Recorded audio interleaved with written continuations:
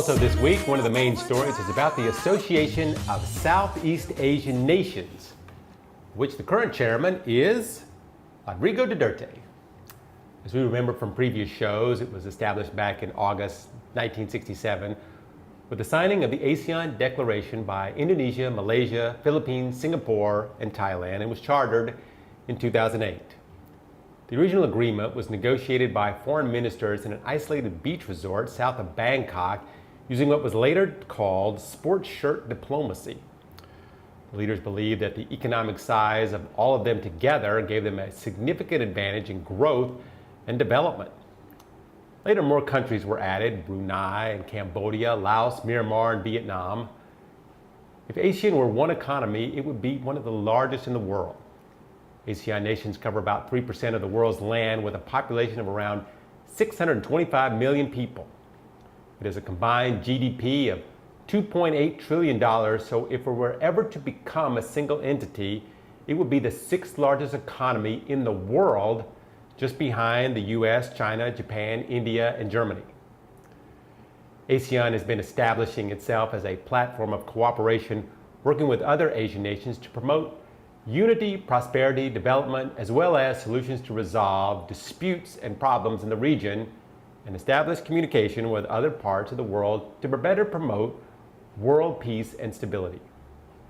This week, the ASEAN countries have descended to Manila for the ASEAN Regional Forum, or ARF, which brings together 27 countries, including Australia, and China, and India, Japan, Russia, South Korea, North Korea, and the United States.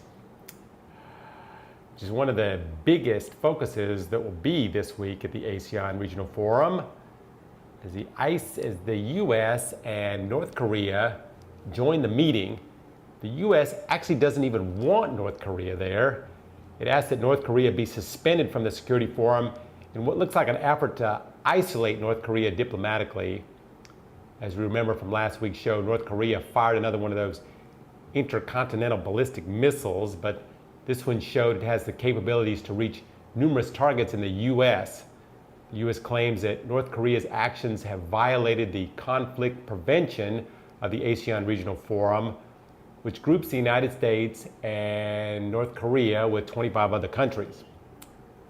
The North Koreans came to Manila last week and said they hope for a favorable environment when it attends the ARF meetings, to which the Philippine officials told North Korea they could not guarantee anything because South Korea, the US, and Japan will be there and most definitely will not stay quiet about their recent missile tests. Most assuredly, the US will ask all the delegation to suspend North Korea from the organizations and create requirements or stipulations for future meetings. Most likely, the rest of the 10-member ASEAN countries will also want to gang up on North Korea and express concern over the North's continuing missile tests. But one country that everyone will be eyeing will be China. They are North Korea's biggest ally and benefactor, so how will they react? Like in the ASEAN, the ARF decides by consensus, meaning if one country doesn't agree, the whole agreement can be rejected. So China may end up being a problem for the US. The Philippine president also chimed in on the subject of North Korea. Duterte called Kim Jong-un a fool and a son of a you-know-what. He said, "This Kim Jong-un, a fool, he's playing with dangerous toys, that fool. That chubby face looks kind. That son of a you-know-what. If he commits a mistake, the Far East will become an arid land. It must be stopped, this nuclear war." Then he goes on to say, "A limited confrontation and it blows up here. I will tell you, the fallout will deplete the soil, the resources, and I don't know what will happen to us." Another contentious issue going on in the forum is the touchy subject of the South China Sea.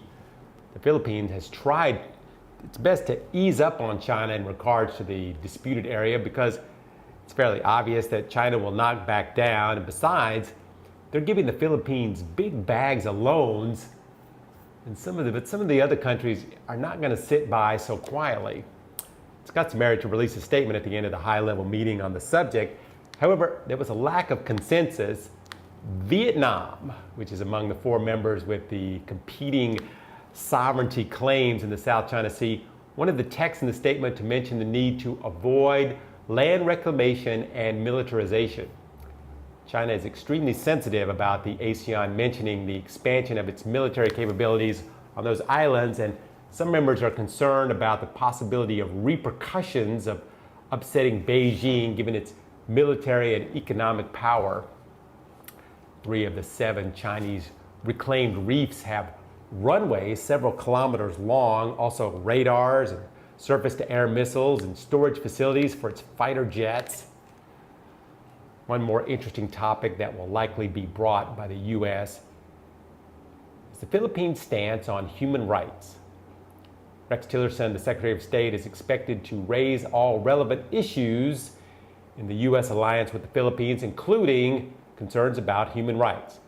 Department of Foreign Affairs statement said that the Philippines understands that it's part of the U.S. officials' duty to talk about human rights with the Philippines and the rest of the world because they are accountable to their Congress and to their press. The statement says that we share the belief that no country has a perfect human rights situation. We welcome the opportunity to address their concerns and correct the perceptions they may have gleaned from the exaggerated media reports. It goes on to say the Philippines is the oldest democracy in Asia, and respect for human rights is shared value, especially with its treaty ally, the United States. Of course, the big question will be, what will Duterte have to say if the United States criticizes his handling of the drug program? Human rights advocates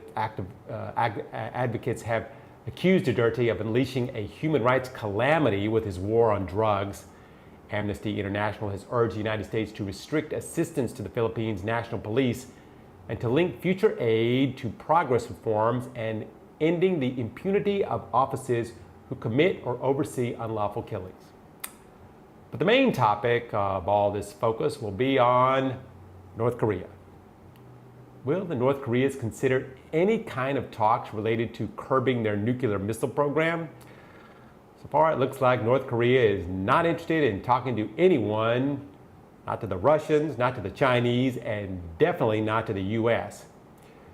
Just sort of why officials seem a bit puzzled as to why North Korea came.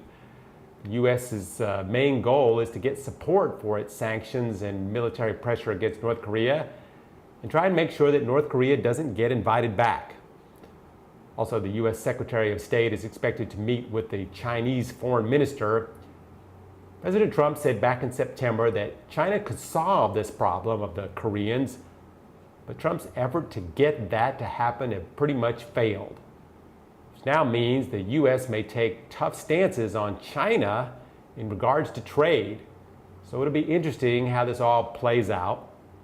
Will the forum end up being lots of conversations and pre-prepared statements, or will something unexpected happen as we all sit on the edge of our seats waiting to see what North Korea will possibly say?